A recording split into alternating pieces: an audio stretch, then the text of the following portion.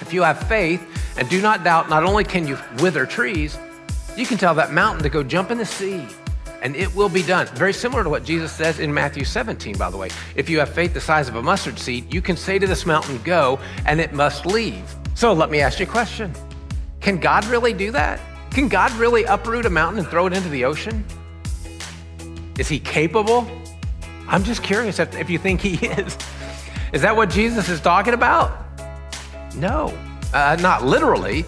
Jesus was not in the excavation business. He was using the term mountain figuratively, just like when he said, easier for a camel to go through the eye of a needle, or if your right eye offends you, pluck it out.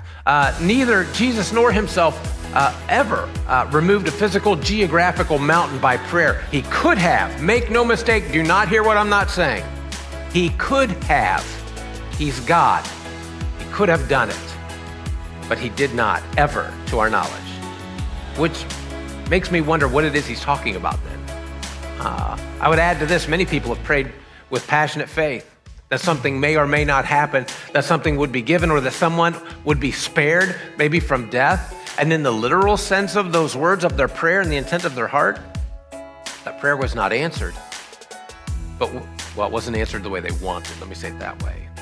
What then is Jesus promising the 12 and us? What's he promising to us today through prayer? And this may have something to do with the next step of your faith. So it's in your notes. I want to make sure you take this home. I have to let prayer move me. When Jesus talks about prayer, listen, sometimes the mountain that needs moved is sitting in your seat this morning. Understand what I'm saying? Someone once said an important part of prayer is a willingness to be part of the answer. It is never the easy way out.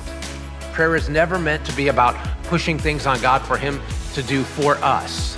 Prayer is power. It's not taking the easy way. It's about trying to receive the power to take the hard way. Last year when COVID hit and confusion began to reign, at least momentarily, do you know what our elders and staff prayed for? We were confused by it for a moment. We asked God not to make the moment less, but to make us strong enough for that moment. God, we're not asking you to take this away from us, but what we are asking is that you make us strong enough to do what's right for your kingdom in this moment. It is the prayer that is not a device for getting our wills done in heaven, but for getting God's will done here on earth. That's what prayer is.